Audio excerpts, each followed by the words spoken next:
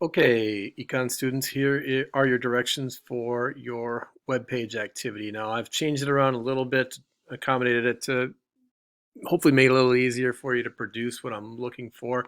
In class, I would normally ask students to create a web page and provide the link for me to the web page, but I think we might run into quite a few issues that would get us away from economics, and we'd be focusing more on just technical issues, and we don't need to worry about that. So let's go through this. Your task is to create a mock or real web page for one of the market structures that you choose.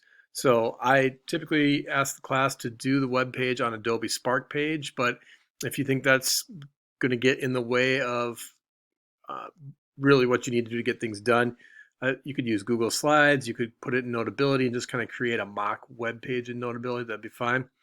But I'm going to leave that format open-ended to you guys due to COVID-19. So whichever format you choose, it's important that I'm able to view and grade it though. So if like a week goes by and you haven't earned a score yet, but you know you've turned it in, make sure you check your messages in Schoology because it's possible I may not be able to open it, and I would contact you through Schoology messages then to do that. So there are some required elements on this web page that you're going to create. You can work with on your own, or I will allow you to work with a partner on this one. You just need to make sure that at the beginning of your web page that you have your name and your partner's name there. Otherwise, I will have no idea that you had a partner, and that partner will be sitting there with a zero in the grade book wondering why they have no score. So required elements for your web page. There are four of them that I'm looking for. You can use text and pictures to help provide, first of all, the name of a company, an existing company. And I want you to give me a biography of that company, or also known as a profile. In that profile, what you want to include is the name of the company, how it began, so the entrepreneur for that company, and then give you an idea of what is it that they produce, and also who are some of their competitors. So it gives me just a glimpse into the type of market they might be in. Next, you're going to want to give me some advantages and disadvantages of the business that is competing in the market structure you're presenting. So, for example, Pepsi, if you chose to do Pepsi as a soda producing company, Pepsi and Coca-Cola own a large percentage of the market. Therefore, they operate in an oligopoly. So you would want to give me advantages and disadvantages of an oligopoly if Pepsi was your company. Now, if you have another company that's say in a monopolistically competitive market like McDonald's, well then you would have to give me advantages and disadvantages of a monopolistically competitive market instead. The third thing you're going to need to do is find a video that is under 5 minutes or approximately 5 minutes, but not much more than that, that is on the market structure. The most common mistake students make is they choose the company and they do a video on the company. For example, someone does Nike and then they do monopolistically competitive, but then they give me a video on Nike. I do not want a video on Nike. I want a video on monopolistically competitive. There are lots of them available online. In fact, Mr. Clifford has plenty of them available for you if you do a quick search in Google. So a video, and you can either embed it into your web page, or if you just want to copy and paste the link to it, that would be fine too, as long as I can get to it. And then the fourth element is a multiple choice question. Now you create the question, and it has to be based off the information that you included on your web page. So make sure that it's there, first of all, and as long as it's there and there are some viable options for answers, you probably earn full credit for it. Now the task is worth 20 points. I put a rubric on Schoology for you so you could see how I'll be grading it. Up to 5 points earned for each of the numbered tasks earlier in the page. And I'm going to show you my example. So bear with me here as I switch over to one that I've made in the past. It was called pork farming, and I did it on a web page called Weebly, a web page design site called Weebly. You do not need to do it as fancy as this. I've had a couple of years to put it together.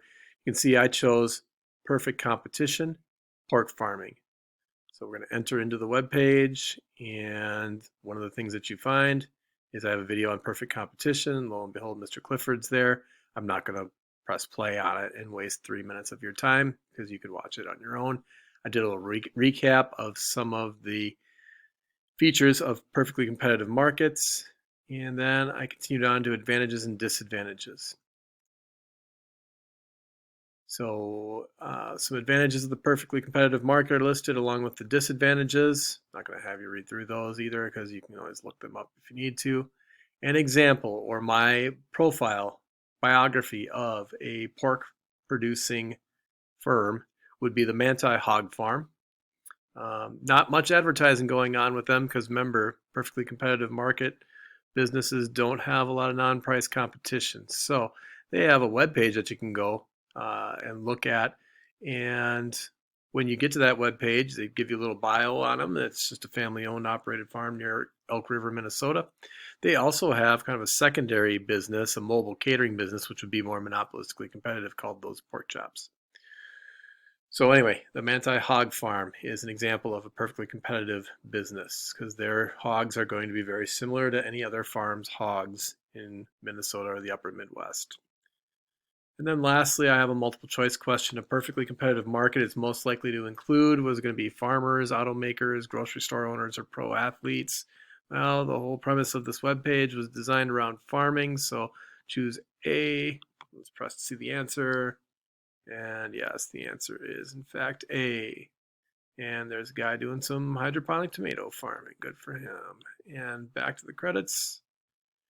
What I put down here was I just wanted to give a quick acknowledgement to where I got some of my information from, Mr. Clifford, ACDC Leadership, for that YouTube clip, and then econassist.com, which is a web page you certainly are welcome to check out for extra help. They laid out the advantages and disadvantages of the perfectly competitive market pretty well. So again, you do not have to create an interactive web page like you just saw mine, but even a mock one where just think of it as a large digital poster and it includes and completes all the information asked of you, that would be fine. If you have questions, make sure to reach out, message me. I'll be happy to answer questions that you have. Good luck.